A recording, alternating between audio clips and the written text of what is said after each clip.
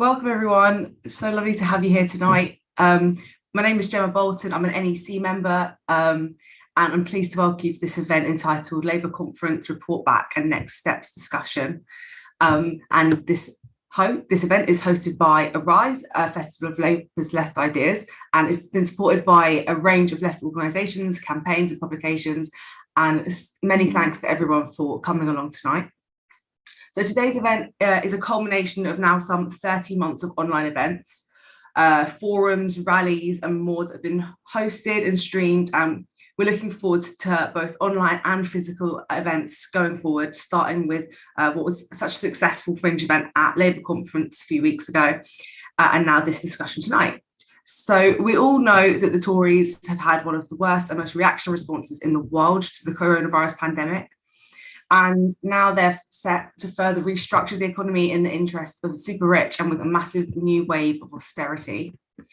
There are those facing a massive wave of resistance, though. We're seeing strikes, a burgeoning Enough is Enough movement.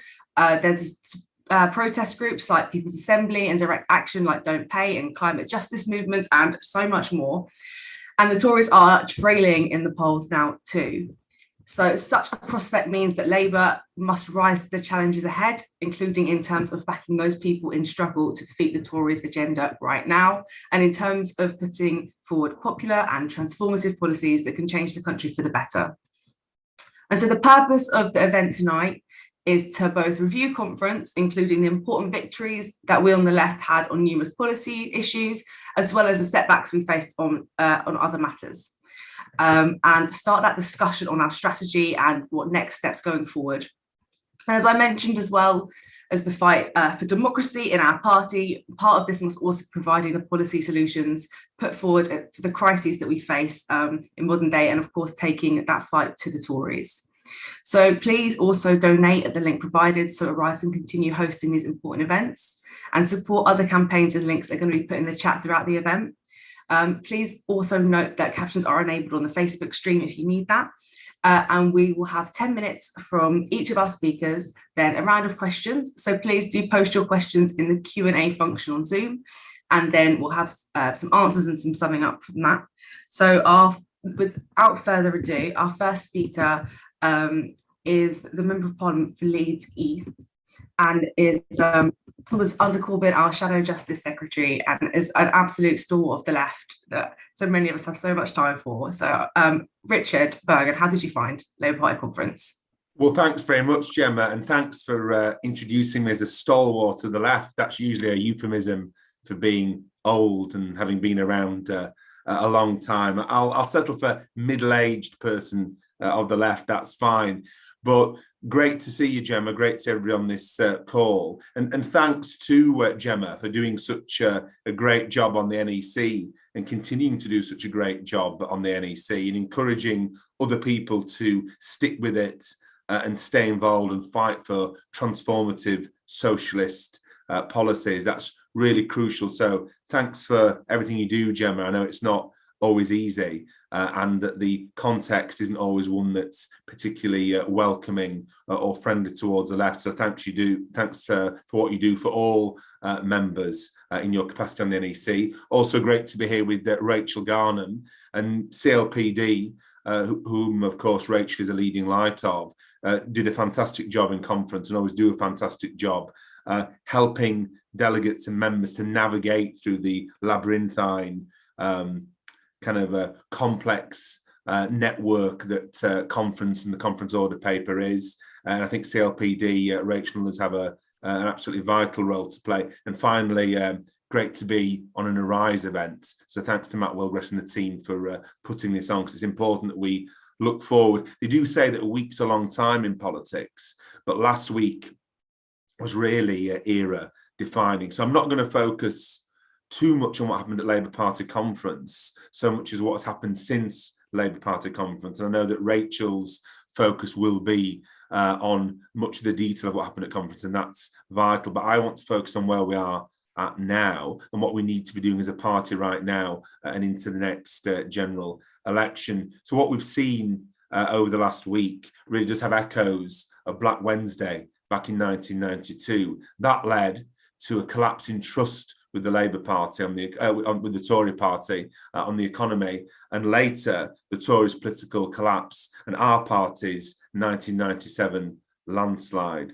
So whatever electoral gains this crisis leads to for our party, of course, we take no pleasure, because through this crisis, the Tories are unleashing a huge attack on living standards. Mortgage rate hikes will leave many not able to keep their homes, and will leave many facing much bigger costs to do so. And further austerity, which we see being planned and threatened, will kill off many of our services, which are already on their knees. And in my constituency and across the country, people are struggling more than ever before. I visited a food bank in my constituency early this week, and they were explaining to me that in the last month, the referrals have actually doubled. That's the kind of situation that we've got out there. And unfortunately, it's going to get much, much worse. And that's where we come in, because we need to be arguing for action now to protect people now and help people through this cost of living emergency, which is taking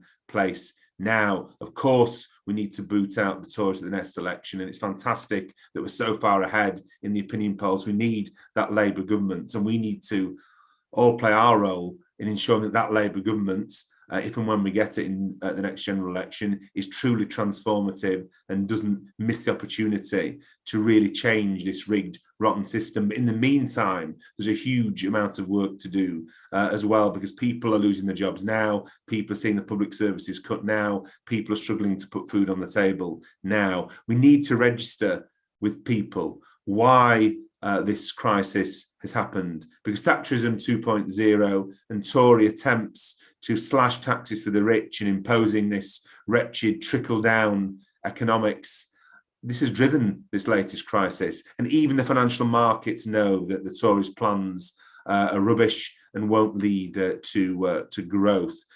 So we've got a systemic crisis of their neoliberal model, yet Liz Truss and her colleagues want to double down with a full-throated recommitment to neoliberalism. So what's the aim of their projects? I think we need to be clear about that. The aim of their project is quite simply to restructure the economy and turn the UK into a mini United States of America off the shores of Europe, with low tax and poor public services, few regulations, or as we call them, protections, and soaring inequality. In other words, what Truss and the Tories are preparing is to wage a new war on the working class after 10 years of austerity, after COVID. And to illustrate how their turbocharged neoliberalism will actually work in reality, I just want to take a minute to look at remaining tax cuts that they are still planning. So the remaining Tory tax cuts amount to £43 billion per year, even after the U-turn on the 45% tax rate. The richest are still going to gain almost 40 times more from Tory tax cuts than poorer households. That's £3,500 for someone in the richest 5%, and just £40 for someone in the poorest fifth of the population. And that's just on income taxes, but there are more reactionary measures in addition, of course. Still in place is the £19 billion of corporation tax cuts for the largest profitable businesses. Still in place is the £1 billion tax cuts on income from share dividends, which goes to the very wealthiest. And now the Tories are wanting to make the poorest pay for these tax cuts by imposing even more pain on the poorest through real term cuts to benefits and through austerity. And on the issue of benefits or social security, I was one of just 12 or 13 MPs to vote for real inflation rises early this year. But now many Tory MPs say that they're backing that too. Good. We need to exploit divisions in the Tory ranks and drive this victory through to the benefits of millions of people across the country. On austerity, we need to be clear that the Tories are planning a really dishonest trick. They're saying that they'll keep the spending envelope for each department. What that means, in reality, is the amount of cash stays the same, but with inflation soaring, public services face further cuts of up to £18 billion per year. So that's what the Tories want to do. But the week of crisis has shown to millions of people that this model spells disaster for ordinary people. And there's growing opposition to this approach from Truss and the Tories, growing opposition from our trade unions, from social movements, and we can make this crisis now the graveyard of neoliberalism. So what does our party need to do? The first thing is, as I mentioned before, the crisis is now, so we need to stand with people now. Wonderful that we're so far ahead in the polls and that a majority Labour government would be guaranteed if the general election were tomorrow. But the election isn't tomorrow, it could be 2 years away. So we need to do everything to side with people now, because as I say, wages are falling now, benefits are being cut now, services are being hollowed out further now. Our society could look very much worse in 2 years if the Tories allow or are allowed to drive through their awful vision. So as a party, we have to stand shoulder to shoulder with those taking action, with those fighting back. And I, as a Labour MP, have been proud to support the striking workers. And I think we need to build support across the whole Labour movement for them, because every time a strike succeeds, that's part of a fight back. Every time a trade union in dispute wins, all workers win, because this wave of strike action really can be the rising tide that lifts all boats. So as a party, we need to force the Tories to drop as much of their harmful policy agenda as possible. And so where Labour's offered a strong lead, from the windfall tax to energy price freezes, we've actually as a party forced the Tory government into significant policy changes. We need much, much more of that. Thatcher famously said, "This lady is not for turning." Well, we know that Truss is for turning. We have to do everything possible to force U-turn after U-turn after U-turn from this Tory government. So by the end, she is dizzy from all that U-turning. So if Labour stands shoulder to shoulder now, by really taking the fight to the Tories, that can make a huge difference to people's lives. And that's what we all got into politics to do. That's the most important thing.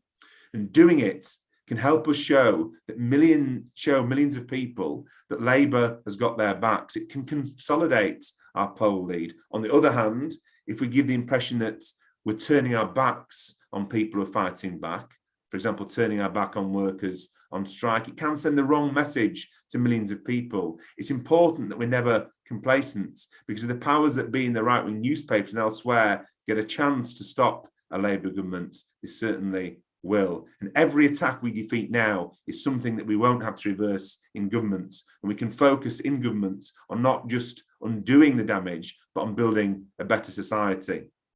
And of course, just a quick word on something that's very important, the need to combat scapegoating, because taking on the Tories means challenging head-on every Tory smear. To deflect from the real agenda, we can expect a new wave of scapegoating migrants, a new wave of scapegoating those on benefits. We can expect more divide and rule of private sector and public sector workers, and more social reaction from the Tories, dressed up as the so-called war on woke, or dismissing progressive campaigns and progressive sections of our society as the anti-growth coalition. And I was concerned by shadow cabinet remarks this week on the need to deport more people. That's not the narrative we should go down. That's not the path that we should go down. It's morally wrong, in my opinion, and also will not help us build the coalition of forces that we need to win and truly transform society. A second thing, a vision for the future.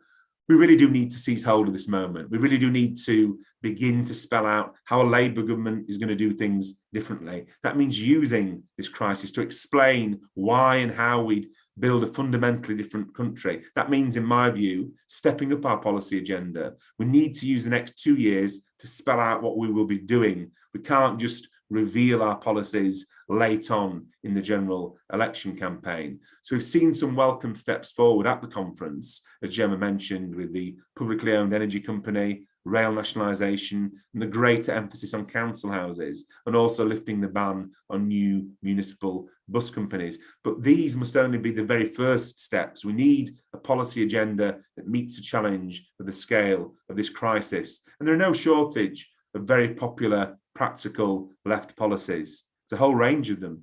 Public ownership of energy and other utilities, a £15 an hour minimum wage, rent freezes, wealth taxes on the super rich that could help fund devastated public services and tackle the deep inequalities that really scar and damage our society, and that even the IMF, the International Monetary Fund, argue undermine the economy. And many of these policies, we shouldn't forget, have strong support in the polls, including from Tory voters. So to conclude, as I said at the start, the period we're now moving through is era defining. We've got a systemic crisis of their neoliberal model. And I think that we can say that we had the post-war model, which lasted more or less 30 to 40 years, from 1945 to 1979. Then we had a period where neoliberal ideas dominated, and that lasted around 40 years, from 1979. And it's coming to an end. That era is coming to an end. And this is the moment. This is the moment for our party, for Labour, to step forward with a different vision, because people are exhausted by this model that serves only the 99%. If we win the next general election, we'll inherit a very weak economy and an increasingly creaking world system. If it's to deliver for the 99%, then we can't just, as a government, tinker around the edges. The next Labour government needs to be bold. That's essential. So now is the time to really lay out a wider vision of how we will transform society in office. Real hope, rebuilding those areas decimated, not just over the last decade, but actually over the last 40 years when neoliberal ideas have dominated. The more we put forward a real alternative to this broken model over the coming months, the better chance we have of stopping Truss's agenda in its tracks, and the better chance we've got of ensuring that as many Tory MPs as possible are booted out at the next general election. So there's a lot for us to do. We need to work together to do it, to win the next general, yes, the next general election, yes, and to ensure that if and when we win that next general election, it's a transformative Labour government. But in the meantime, to fight each and every single Tory attack, to defeat their attacks on people now, so that we can help people now and lay the path for a Labour government that needs to be and can be, with our help, truly transformative. Thanks very much. Thanks so much, Richard. That was brilliant. And I promise, in calling you a stalwart, I was not calling you old but reliable in your solidarity and socialism, which the Parliamentary Labour Party could often use so much more of. So thank you so much for being here tonight. And our next speaker, I've had the privilege of working with for a number of years now. She's a former NEC member and has such an incredible knowledge of our party and its rule book that I'm always in awe of. So she's also Vice Chair of the Campaign for Labour Party Democracy. Welcome, Rachel Garnham. Thanks, Gemma. And thanks to Arise for inviting me to speak. I want to talk about a little bit about the context for conference, which Richard's covered so well. But also I will go into a bit more detail about what happened at conference and where we go next as a left in the Labour Party from really quite a difficult situation. And I'm probably going to talk quite quickly because there's a lot happened at conference, actually, which you may not have seen. And there is a lot to do coming out of it. So first, obviously, as Richard's outlined, the conference took place in the wake of the Tories' disastrous mini budget, another massive shift to the right, doubling down under Liz Truss on its the Tories' Americanisation of the economy, the unfunded tax cuts, massive instability, spiralling cost of living crisis, unsurprisingly, during Labour Party conference led to a massive surge in support for Labour, almost by virtue of not being the Tories. And of course, we have a supine press for this particular Labour leadership who do not see them as a threat to the status quo. And that's brilliant because we desperately need a Labour government, and even led by Keir with all his inadequacies, a Labour government linked to the trade union movement, significant portion of MPs from the left and centre left who want to save the NHS, reduce child poverty and address the climate crisis would be a massive step forward. And as Richard's already said, we need to work together to achieve that Labour government, but also to make it as transformative as possible. And I've got no illusions in a potential Labour government, having lived through Blair's invasion of Iraq and Afghanistan, the introduction of tuition fees, etc. And it is that model of Labour government that Starmer's looking for, but we can put pressure on it. But it was the context for the conference where, attuned to the polls, it meant there was a feeling among a section of delegates from the centre of the party that now would be a good time to get behind the leadership, however much it was uninspiring. And I didn't pick up great enthusiasm from the sort of mostly contentless platitudes from the conference platform. The proposals that were on offer don't remotely address the scale of attack. That was what was coming from the platform. What was coming from the floor of conference was a completely different matter. So, for example, Starmer's GB Energy represents really a huge retreat on Labour's climate action policies in the 2019 manifesto, but the left has alternatives and we need to push for them. And obviously it's good that the shadow cabinet understands that it would be less costly for the government if the rail network was renationalised, but the same is true of water and mail. Yet the leadership appears to prioritise protecting the private sector in these areas. So that's another campaign to get behind. Second thing of note is that there really has been no let up to the vicious actions of the current bureaucracy, who remain 100% focused on cracking down on the left. So in the run up to conference, left delegates were expelled and excluded, sometimes in relation to tiny infringements applied retrospectively. So some of our best hardworking members, put in hours for the party, and once we're in a Facebook group with someone found undesirable, and they're out of the party, and it's a badge of shame really for NEC members who voted for retrospective prescription, and a badge of honour for Gemma and others who keep fighting on that issue, because members don't deserve to be treated like that. We saw delegates failing security checks for no apparent reason. We saw two of the largest CLP delegations in the country, from Tottenham and Hornsey and Wood Green, excluded on a technicality with no right to appeal, despite the best efforts of their officers. And I think this exclusion, on top of the ongoing exclusion of, for example, just in my region, the large and diverse Luton and Peterborough CLPs reinforces for me the serious issues the party has with institutional racism, which were highlighted in the Ford report, but I think go too often unchallenged. Why are these large and diverse CLPs so often not denied their right to elect representatives of their choice? And have that political representation. And obviously, going into conference, we had the politically motivated suspension of the newly elected NEC member Naomi Wimborne-Odrissi, where it's very clear from the dubious timing that this is about denying members a representative on the NEC who will defend Jewish activists being defamed and hounded by the party because of their support for Palestinian human rights and for Jeremy Corbyn. Sorry, this is all a bit of a downer after Richard's uplifting speech, but it's not a great time for the left in the Labour Party, and we have to be realistic about that. At conference, I was sitting next to a delegate who didn't appear on day 2 because she had challenged her fellow delegate for essentially stealing her CLP's ballot papers, apparently aided by regional staff. So she was suspended just for that challenge. And then a delegate appears to have essentially been suspended for criticising NATO and not aligning himself with the jingoism of the leadership in the debate on Ukraine. And it really is absolutely chilling that people are being suspended for expressing views in a debate, not making any comment about what those views are, because I don't want to be suspended myself. And I think we do have to have a campaign around the right to express different views in the Labour Party. So that obviously this is the context for the conference, where the attacks on the left on conference floor were reflected in the votes. So votes for the National Constitutional Committee, where has fallen from 70% for the left in the CLP section in 2019 to 49% last year to 29% this year.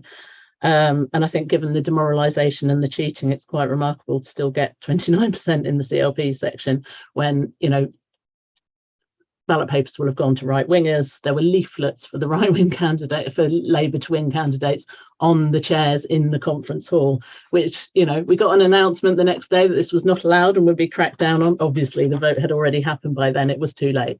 So the 29% for left candidates in the election rose to 38% in the CLP vote for the rule change that would have enabled Jeremy Corbyn to take part in his trigger ballot and return to his rightful status as a Labour MP. And 44% of CLPs voted for more say for CLPs in parliamentary selections. So it is possible to reach out beyond the solid left. And that's what we need to continue to try to do to defend basic democratic rights.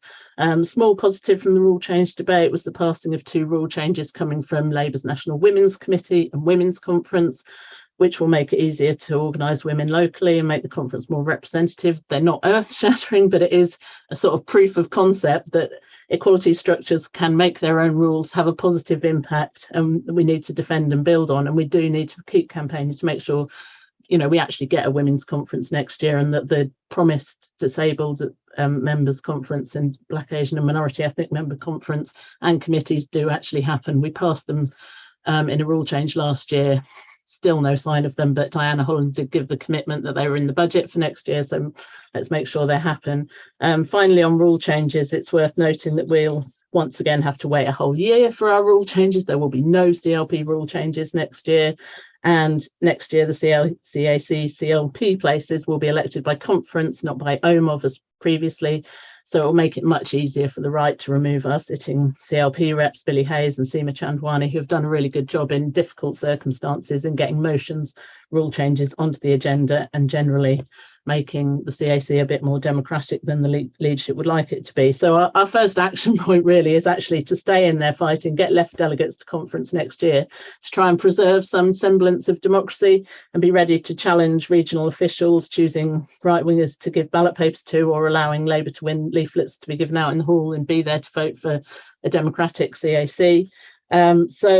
So far, so terrible, but my sort of final point is a more sort of optimistic one before I go into a list of things we can do.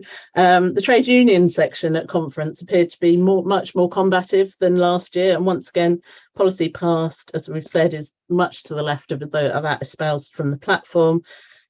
Support for Jeremy's rule change, as we would call it, you know, justice for Jeremy, went up in the trade union section from 30% to 43%. And of course, this all reflects the industrial activity going on outside the party, which obviously is the sort of main action point that Richard's talked about. We, you know, arising from conference, we really need to link up locally and nationally with trade union struggles.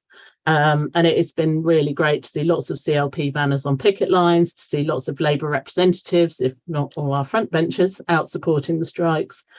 These are going to be struggles that need mass support in the months ahead as the Tories try to introduce yet more draconian anti-union legislation, bosses attempt to drive people back to work. And they cut across broad sections of the Labour Party, and it really isolates the right wing with their neoliberal agenda in the Labour Party. The majority of Labour members and even our sort of elected representatives who we don't agree with on everything understand that Labour is the party of Labour, and that terms and conditions of ordinary people matter. And these are campaigns that we can not only take into our CLPs, but also into our regional Labour conferences and the National Policy Forum, which may well be given a new lease of life now that most of the left have been kicked out. But we will be, you know, as CLP representatives there working with the trade unions to actually make the case. And, you know, as soon as this is finished, I'm going to rush off to a meeting where we're going to have a local speaker from our Unite bus workers branch who've, you know, recently won a pay rise, and, you know, we can be doing this in CLPs everywhere. A further action point is to do our very best to defend our left MPs like Ian Byrne and Sam Tarry being targeted for deselection, in particular, of course, Afsana Begum, where we really need to continue to highlight the horrendous way she's been treated, again, demonstrating that misogyny and racism are thriving in Labour's current bureaucracy. And we need to ensure that Ford is not forgotten, and we work with groups leading the way on this, such as Labour Black Socialists, Disability Labour and Jewish Voice for Labour, and that's what Campaign for Labour Party Democracy will be doing. So I'll just sort of finish on this. I think it is very difficult, but I was actually heartened again by conference, seeing great comrades, old and new, from the trade unions, from the CLPs, in the campaign group, still fighting for socialism, for peace and justice. We know that only the left has the answers to the current crises, and despite the attacks of recent years on Jeremy and on our movement, there are still more socialists organising in the Labour Party, fighting for a better world and for a better Labour Party than I see anywhere else. And there's, we need to keep effectively organising and let the fight go on. Thanks. Thanks, Rachel. And I totally agree. Like, despite what losses there were at conference, seeing so many comrades still fighting in the party and being together just felt still completely amazing to just to get to see everybody. I'm just looking at, we've had loads and loads of questions come in tonight, so thank you so much to everybody who's put your questions and thoughts in the chat. I'm going to take 4 of them and we're going to respond, and then we'll see how much time we've got left, but we'll press through the meeting quite fastly. So the first question is just for you, Rachel. It says, it's from someone called Hillary. It says, as an expert on the Labour Party rulebook, is it possible to raise in the NEC the non-stop violation of the rules in order to purge the party of left-wing members? And then I've got a question here. It says, how can we protect people in this country from Tory austerity? There were 340,000 excess deaths during the last Tory pre-COVID austerity period. And then I've got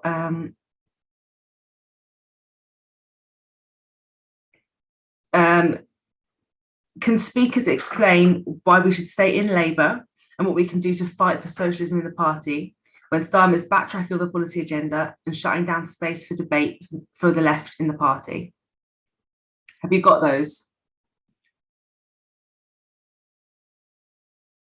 And then the last question is, the Conservatives have arguably shifted right on migration, at least rhetorically, under Suella Braverman. How can Labour compare announcements on migration? How can Labour's conference announcements on migration compare? So I've taken a few all at once, but I think that's better for time. I'll let you note them down first. I can send them to you if need be. Whilst you're noting those down and having to think about responses to quite a few questions, both of you, I'm going to just bring in Sam from Arise just to say a few words. Sam. Hi all, hello comrades. It's great to see so many people on the call. I've just got a couple of things to announce. My name's Sam. I'm a volunteer at the Rise Festival. The first thing I want to talk to you about is donating. So throughout the discussion so far, you'll have seen a donate link posted in the chat. Please donate. We're funded by donations. That's how we get by. So that's the first thing. Please donate. There you go. The link just been posted just now. The second thing is on December the 10th, we will be having our first in-person conference in a long time since the lockdown, and it'd be absolutely fantastic if we can make it. It's called Solidarity, Struggle, Socialism. It will have MPs such as John McDonnell, Nadia Whittome, the fantastic Richard Burgon too will be there, I'm told. Campaigners such as NHS Workers Say No, Debt Justice, Stand Up to Racism, trade unionists such as Sarah Woolley and Mick Whelan, and many more campaigners, activists, MPs, politicians from across our movement and internationally. So that's going to be a really fantastic conference. Hopefully you can register for it. Someone's just posted the link for registration in the chat, and like I say, that's in person. I'm really looking forward to that. There'll be some really high level discussion there to get your teeth into. Finally, I've said it already, but the only way we can put on these meetings, the only way we can put on kind of conferences and forums for discussion, for taking the left forward, for organising not just out on the picket lines, but politically organising what our demands for, is through your donations. That's the only way that we can put on events like this, or that we can put on kind of great conferences like the one we've got planned in December. So please do donate what you can. The link's in the chat. And I look forward to seeing you at many more events like this and at our conference on the 10th of December. See you around in solidarity. Thanks so much, Sam. And I'm really looking forward to the conference, especially it being in person. It's such a great atmosphere.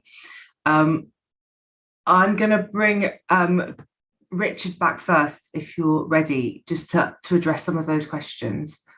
Richard. Great. Well, it's nice to hear some virtual buckets rattling from Sam there. No one rattles a bucket, either literal or virtual, better than him. So that's good. So well done, Sam, on that. In terms of the questions, thanks for those. I know the first one's for Rachel specifically. As for the others, one of them is, why should we stay in Labour? Well, I think Rachel's speech explained why people should remain in Labour, really. The reality is that the Labour Party, a bit like the trade unions, is that, it's the creation of the working class in Britain, and it's a contested space.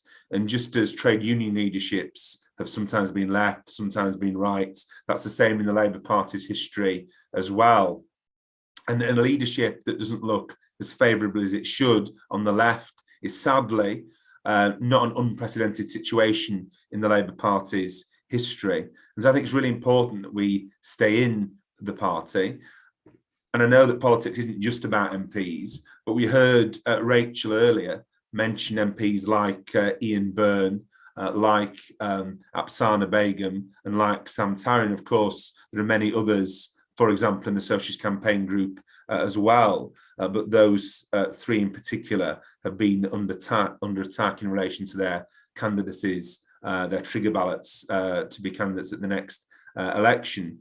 The truth is, if you think there is some value to the work that MPs like Apsana, like Zara, like John McDonnell, like Dan Abbott, like Ian Lavery, like Ian Byrne and others do, if you think there's some value to their work politically, then the only way to ensure that we still have MPs with those socialist politics who will stand shoulder to shoulder with workers in struggle, the only way to ensure that they can continue being MPs and doing that role is to remain within the Labour Party. And the history of the Labour Party can make for a depressing read. People forget that Aneurin Bevan was expelled whilst an MP from the Labour Party. He later became a shadow cabinet member, shadow secretary of state for health and housing, and created the NHS and built so many hundreds of thousands of council houses. People often forget that Michael Foot got expelled from the Labour Party and later became Labour leader.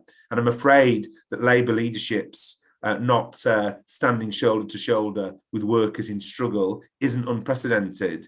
Just remember the betrayal of the miners in 1984 to 85 by Kinnock and also by the TUC, actually. Now, Rachel mentioned earlier as well, Blair and the Iraq War. So you might be thinking, why am I laying out all these kind of depressing precedents from history as part of an argument that you should stay in the Labour Party? My argument has always been, understand that the Labour Party has rarely been a socialist-led party, but it's always been, as Tony Benn said, a party with socialists in it. It's the political party with more socialists in it than any other micro party. It's the only party that commands the support of many millions of working class people and can take state power. Now, tweeting what I think is great fun sometimes, I understand that, but I want to be involved in politics. And this was the same when I was a member, just a member and hadn't been yet selected, and still a member now and an activist, but lucky enough to be an MP, selected by the members. I wanted to be involved in the Labour Party because the Labour Party can get into government and can change lives. And I think that's the important thing. Things have been rough for socialists in the past in the Labour Party, and people like Jeremy, like Dan Abbott, like John McDonnell and others stuck with it. It is because they did, and many, many tens of thousands of left members stayed as well, that we got left candidates selected and elected in the 2015 general election, who then got a left leader, Jeremy, on the ballot paper, a left leader who was then elected, and we came close to being able to form a government in 2017. So I understand when individuals give up. Life's complex, life's hard, and people's political involvement varies. but I think it's really important that we encourage each other and support each other. I think the place for every single socialist is in every single struggle, in the Labour Party, on the picket line, on the protest, in the local community group, in the local tenants association. It's not a choice between the Labour Party and other stuff. It's between the Labour Party and other organisations as well. We need to be involved in all of these things. So I know that's a long answer, but I think it's really important. I totally understand that people feel demoralised. I don't in any way underestimate how badly left members feel about the way they and their politics have been treated. But I don't think that leaving the party is the answer. And I'll just finish this, and I know it's a long answer, but it's an important, really important question that's been asked. I don't have any romantic delusions about the Labour Party. I've never romanticised it. I've never looked at it through rose-tinted glasses. It's this imperfect thing, but it is ours, the creation, the imperfect creation of the working class in our country. I see it as analogous to a trade union, a contested space. Let's just imagine that in Unite the Union, rather than one of the left candidates, Sharon, being elected as General Secretary, the right-wing candidate, Gerard Coyne, had been elected as leader. Would anybody on this call think it would have been a sensible approach for the left-wingers in Unite to go, well, the left candidates didn't win this time, the right-wing candidate is now General Secretary of Unite the Union, Gerard Coyne, what should we do? I know we'll form our own new trade union tomorrow. It'll have 9 or 10 members to start with, but who knows in 50 or 60 years if we tweet and retweet enough, we might have 1 million members, honest, and might be able to rival Unite. That wouldn't be seen as a sensible, practical option by anybody serious on the left. What the left in a union would have done was to learn the lessons of that hypothetical defeat and say, how do we organise to make sure that next time there's a leadership election in our union, a left candidate wins? And before then, let's do all we can to organise in our branches and at our trade union conference to ensure that we organise around left policies. Other comrades in other countries have faced far greater odds than us and have been knocked about by the establishment for having socialist politics. If they can manage it where the consequences are so much greater, then if we properly support each other, I believe that we can manage it too. Long answer, I'm sorry, but the answer is long because I really want people to stay in our party. I know things have been tough, but you can make a difference. And every good thing that's done by a Labour MP, none of it could be possible without left members staying in. And so if you like seeing left MPs on picket lines, it's because of you making left MPs possible that that happens.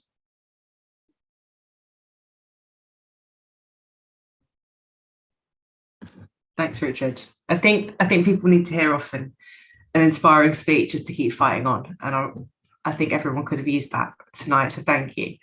Rachel. Yeah, follow that.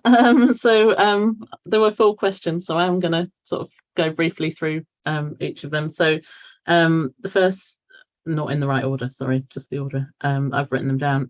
On migration, I think, and what Labour does there, I think Richard addressed this really well in his sort of opening remarks, but, you know, there is no room for mugs about immigration controls, for you know, a race to the bottom in terms of who can deport asylum seekers the fastest. It's, you know, not only completely morally repugnant, it is not going to do the Labour Party any good in terms of its electoral alliance. And, you know, we should be, you know, take a lead from when Jeremy was leader and talk about the positive impacts of a multicultural society and of immigration, about, you know, the need to provide safe haven, to live up to our international obligations, in fact, for you know, in terms of allowing asylum seekers in. There's no such thing as an illegal asylum seeker, and, you know, Labour should be stating this case. I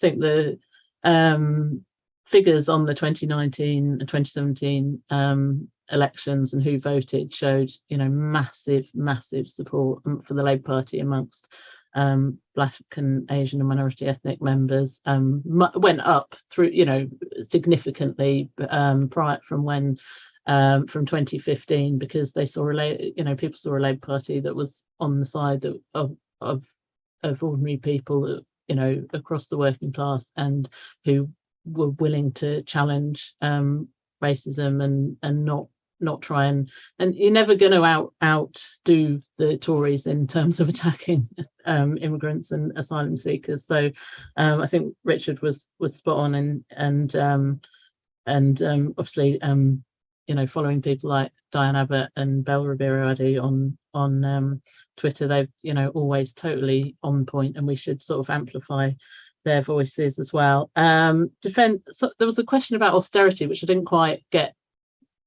down, but I think, you know, we do need to be ready to fight austerity again, to make the economic case for investment in a new green economy. But I think that'll be done inside the Labour Party, but it will also be done outside the Labour Party, linking up forces in across the movement, you know, with the broadest possible alliance to sort of defend the NHS, for example, to defend benefits, and that will have mass support, not just from within the Labour Party, but within other parties, from you know, community organisations, religious organisations, voluntary organisations, and we need to make sure that we're at the heart of, and obviously trade unions, we need to make sure that we're at the heart of those campaigns, and that will be against the Tory government, but it will also need to be brought into the Labour Party to get our Labour leadership in a better position. And I'm sure that actually the majority of the Labour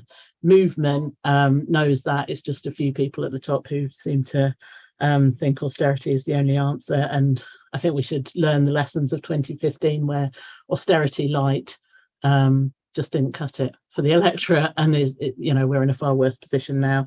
In terms of NEC, what can the NEC do about infringements of the rule book? I think, you know, Gemma should answer this question really, but, you know, you talk to NEC members, they're constantly raising these issues.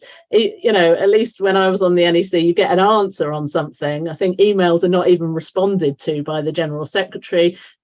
Questions are asked in meetings where the General Secretary says, oh, I'll get back to you on that, and never does. There is no proper accountability, and the NEC, the majority of the NEC, should be frankly ashamed of themselves in terms of the governance of you know, a great organisation. What should be a great organisation is absolutely shocking, and some of the things that came up at conference around that, you know, need to be amplified, because it's not being, apart from anything else, the party is not being managed properly.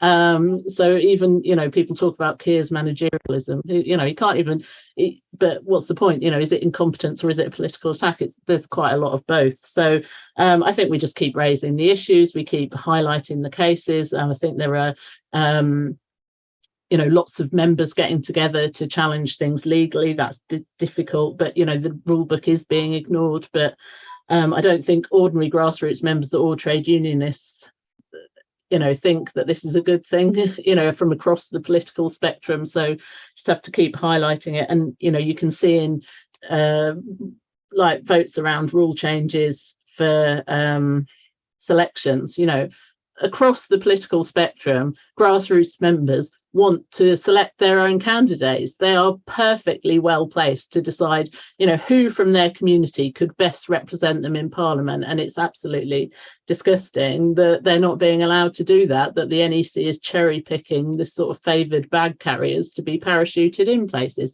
And we know from the, you know, from the late 90s, this ends in tears. We know from Blaenau Gwent, from the London Mayor situation in 2000, from Falkirk East, where, you know, where Labour members are denied the right to select the candidate of their choice, and you get some sort of bag carrier from Westminster parachuted in, voters will just, you know, will go away from the Labour Party.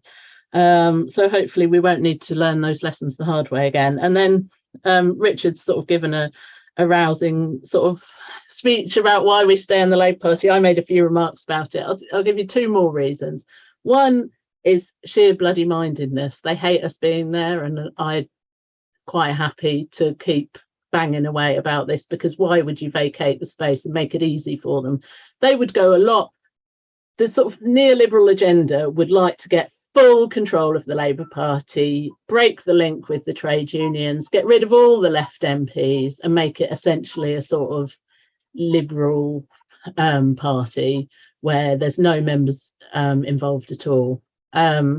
We could let that happen, or we could actually link up with the bulk of members and trade unions and actually save it as a democratic party. And the other reason that, you know, when you get those messages that say, why are we doing this again? Is this a waste of time? And you think, no, there are hundreds and thousands of members all over the country. You know, even hundreds of councillors who, you know, it's a struggle to stay as a councillor in this sort of environment, voting for the left candidates, doing the right thing in local government, trying to, you know, support children living in poverty, to end homelessness. And, you know, you see all these people, and we're trying to do the right thing. We're trying to build a better society, and this is the best avenue to do it. I've finished. Thanks, Rachel. Brilliant. Completely agree. Like, about not giving in. We've got time for just like, if I take 2 more questions and then you combine that with some closing comments, and then we'll bring the meeting to a close, if that's all right. So the 2 that I've got is, what is the best way to persuade the Labour Party leadership to stop doing U-turns on supporting the picket lines as he did this week? And today we've seen 999 call handlers on strike. With RCM balloting, does that mean sectors not prone to strike have had enough? And what should the Labour front bench's position be on backing these workers? If you're happy to combine those sort of thoughts and questions into some short final comments, then we'll bring the meeting to a close. Richard. What was the second question on workers? Sorry, which workers was the question about? 999, sorry, I completely misread the question and I got sent it, sorry. 999 call handlers. Okay. So people handling emergency calls. So with RCM balloting, does that mean sectors not prone to strike have had enough? And what should the Labour front bench's position be on backing these workers? Okay, well, thanks for those questions. I mean, I think that the whole question of the RMT strikes, the Communication Workers Union strikes, we see the RCN, the Royal College of Nurses, balloting. We see, you know, the UCU and other unions and Unite taking strike action. This is key to what the Labour Party is, founded by the trade unions. And obviously, I think the correct position for the Labour leadership to take is to support workers in struggle who are fighting back against exploitative bosses in a rotten Tory government. Obviously, that's my position. But if they don't do that, then I will do it anyway, as will other left MPs and left councillors across the country, because it's a question of principle. It's vital that as a Labour MP, I go to the picket line in my constituency, listen to workers on strike. I was there the other day with the Communication Workers Union at the Royal Mail Depot in Seacroft in my constituency. It's important as an MP, I think, that I go and listen to what they've got to say about why they're on strike. It's also important I show that I support them, because politics just doesn't happen at every general election. So what can we do to persuade the Labour leadership to support the strikes? Well, I think we should go on supporting the strikes, because in politics, often those at the top get the right answer eventually, but often they're the last ones to get the right answer. If we want the Labour leadership to support strikes, which of course, you know, we do, then the thing that would make that most likely is to build the biggest possible mass movement inside the party and outside the party of solidarity with workers in struggle. We see the opinion polls where the public supports workers taking strike action to defend jobs, services, pay, terms and conditions. But when I go to a picket line, it's not an attempt to persuade the Labour Party leadership to change its position. It's because I think that's the right thing for a socialist to do, whether an MP or not. And I'll carry on doing that. You know, solidarity is an important tool in our armoury as a movement as we go through this historic cost of living crisis. The question about the Royal College of Nurses, if they vote to strike, then of course we should support them taking strike action. They've only done this as a last resort, and workers only go on strike as a last resort. But in particular, nurses, if you look at the history, I think this is the first time in well over 100 years, well over its 100-year history, 160 years, I think, that the Royal College of Nurses has balloted for strike action. They don't do that unless that's the last resort. These are the people that we quite rightly applauded through the pandemic. They're keeping the NHS going, the most important institution in our country's history. You know, the best example of socialist principles put into practice in our country's history. So we need to support them. Supporting our NHS workers is part and parcel of supporting our NHS, because without our NHS workers, we don't have an NHS. And of course, there will be right-wing stories, right-wing scare stories, but where there have been strikes planned in the past in the NHS, then the health unions have always, and the workers have always turned their mind to ensuring that urgent and emergency care goes ahead. You know, these things are always taken into account, as they should be. And so let's carry on supporting workers in struggle, because they're going to get demonised, whether it's the RMT or anyone else, by the right-wing press. We see the Tories threatening to bring in even more anti-trade union legislation to try and take away people's democratic freedom to go on strike. We can't let them do that. We can't let them do that. It's so important that we support our unions in struggle, because, you know, that's the public. They're representing the public. They're representing the mass of working people, and they're being attacked for standing up for what's right. And people have had enough of this race to the bottom. People have had enough of us being slowly but surely, but now picking up the pace, being turned into a kind of United States style economy with low pay, next to no job security, and an attempt to crush trade unions. You know, people aren't having it anymore, and it's quite right that we support them. It's essential that Socialist and Labour Party members would do so. Absolutely, thank you, Richard. Rachel, do you have any final comments?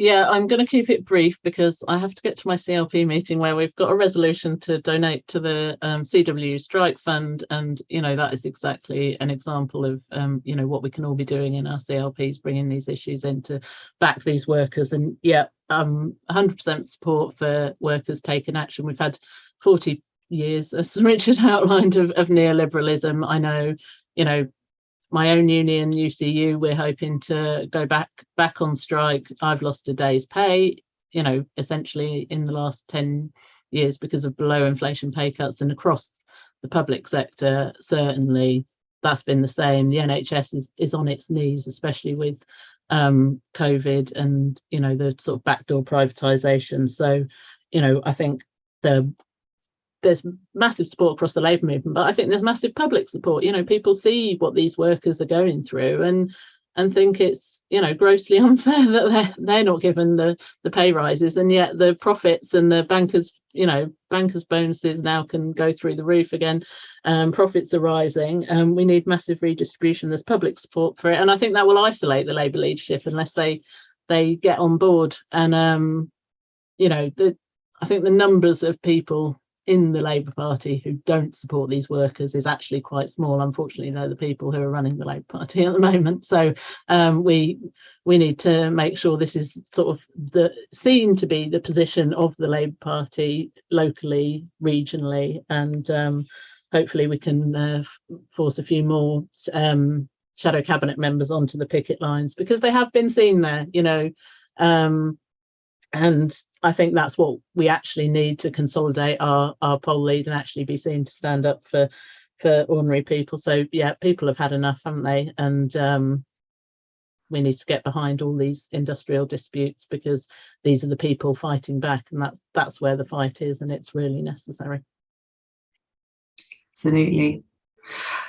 Thank you, Rachel. Thank you, Richard and Rachel, for your contributions tonight. I think everyone found them really enriching and interesting and inspiring. And thank you to everyone who participated, sending in your questions or engaging throughout today's meeting. Please do take on board the action links, including by donating the link that's provided, so that we can continue hosting these really important events and following our media partner, Labour Outlook, plus joining future events, including the Solidarity, Struggle and Socialism Conference in London on December 10th, which should be absolutely brilliant, which Sam plugged so well. We've heard just now about how important our campaign against the Tories' reactionary agenda is, and our work in Labour for socialist policies and Labour Party democracy, which have to go alongside this. And we have to keep fighting for members' rights and a real policy alternative that puts people and planet first. So now we have to build the resistance within and beyond Labour. So let's do it together. Thank you for joining us tonight. Have a good evening, rest of the evening, everybody.